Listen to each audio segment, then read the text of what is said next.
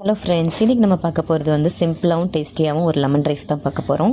இதுக்கு ஃபஸ்ட்டு வந்து நான் வந்து ஒரு பாத்திரத்தை வந்து நான் காய வச்சுட்டு அதில் வந்து ஸ்டவ்வில் பற்ற வச்சுட்டு அதுக்கப்புறம் வந்து நல்லெண்ணெய் ஊற்றிக்கிறேன். நல்லெண்ணெய் ஊற்றிட்டு கொஞ்சம் கடுகு போட்டுக்கிறேன். கடுகு போட்டுட்டு அதுக்கப்புறம் வந்து காஞ்ச மிளகா ஒரு 2-3 மிளகா, அதுக்கப்புறம் கருவேப்பிலை கொஞ்சம், நெக்ஸ்ட்டு வந்து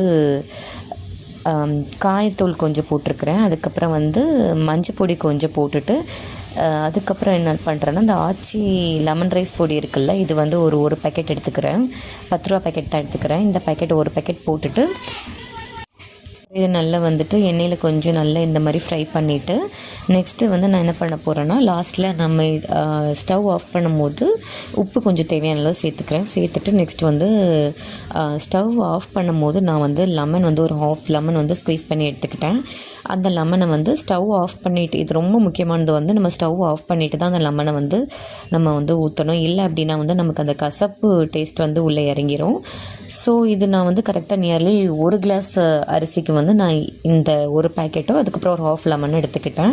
இதை ட்ரை பண்ணி பாருங்கள். அதுக்கப்புறம் வந்து இங்கே குக்கரில் வந்து நான் அரிசி வந்து 1 கிளாஸ் வேக வச்சுருந்தேன். ஸோ இந்த ரெடி பண்ணி வச்சுருந்த இந்த கலவையை வந்து இதில் கொட்டிட்டு மிக்ஸ் பண்ணி எடுத்துக்க போகிறேன்.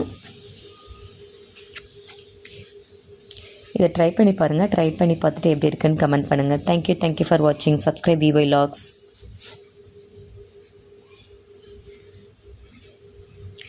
ஃபைனலாக நம்மளோட லெமன் ரைஸ் வந்து ரொம்ப சூப்பராகவே ரெடி ஆயிடுச்சு.